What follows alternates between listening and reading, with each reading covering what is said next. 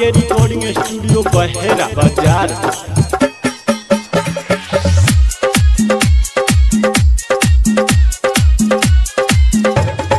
अजय दीवाना, कदम चौक, मलमल।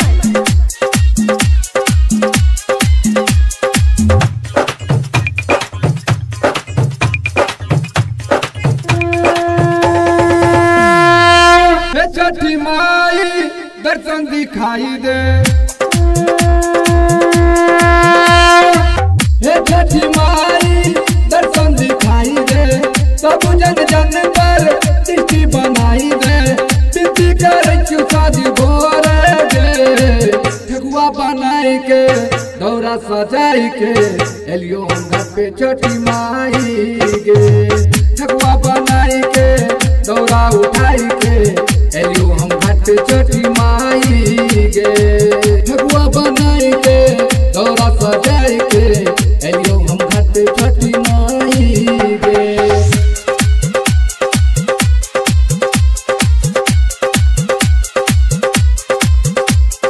अजय दीवाना, रामधीन दीवाना, मलमल। देवो हम पनिया में ठारी गे, रहबो सबसे अगारी गे, रहबो सबसे अगारी गे, देवो हम पनिया में ठारी गे, रहबो सबसे अगारी गे, रहबो सबसे अगारी गे, करिए न देरी अर्घ का बेरी, करिए न देरी अर्घ का बेरी, बनाई के दौरा सजाई के एलियो हम घर पे छठी माई गे, बुधवा बनाई के दौरा सजाई के एलियो हम घर पे छठी माई गे, बुधवा बनाई के दौरा उठाई के एलियो हम घर पे छठी माई गे।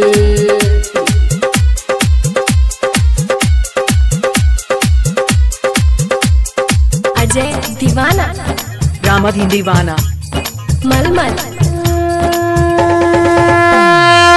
कृपा करी है छठी मैया गे, गोदी पे डाली है बउआ गे, गोदी पे डाली है बउआ गे, कृपा करी है छठी मैया गे, गोदी पे डाली है बउआ गे, गोदी पे डाली है बउआ गे।